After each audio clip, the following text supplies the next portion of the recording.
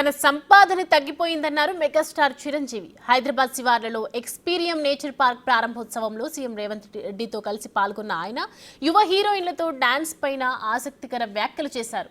చిరంజీవి ఏమన్నారో ఒకసారి చూద్దాం. సంపద అంతంత మాత్రమే ఉంది, కొనలేనేమో అన్నారు. కానీ చూడండి సార్, వస్తే మీరే టెంప్ట్ అవుతారు. ఇప్పుడు గౌరవ ముఖ్యమంత్రి గారితో పాటు అన్నీ వీక్షిస్తుంటే ఎంత టెంప్టింగ్ ఉందంటే, వావ్, ఇవన్నీ మన ఇంట్లో పెట్టేసుకుంటే ఎంత బాగుంటుంది అనిపిస్తుంది. అంత అందంగా. దీనికి కావాల్సిందని వ్యాపార దృక్పథం కాదు, కళాకారుల హృదయం, కళా హృదయం ఉండాలి. నా మటుకు నేను అతని ఒక కళాకారుడుగాను, ఒక ఆర్టిస్ట్గా చూస్తాను. నేను మల్టీ స్టోరీ పెట్టుకుంటే ఆయన జీవితం కాదు కదా, తరతరాలు కూడా నిలిచిపోతాడు. అలా కాకుండా ఆయన కేవలం ఒక లోపల ప్యాషన్, చిన్నప్పటి నుంచి కాలేజీ రోజులో చదివే దగ్గర నుంచి, ఆర్ట్ కాలేజీలో చదువుతున్న దగ్గర నుంచి కూడా ఆయన మదిలో ఉన్నటువంటి ఆయన బ్రెయిన్ చైల్డ్. అలాంటి దాన్ని ఈ రోజున ఈ రూపం తీసుకొచ్చారంటే, ప్రతి క్షణం ప్రతి కార్నర్ ముఖ్యమంత్రిగా చూసి ఎంత ముచ్చటపడిపోతున్నారంటే అంత ఇంత కాదు.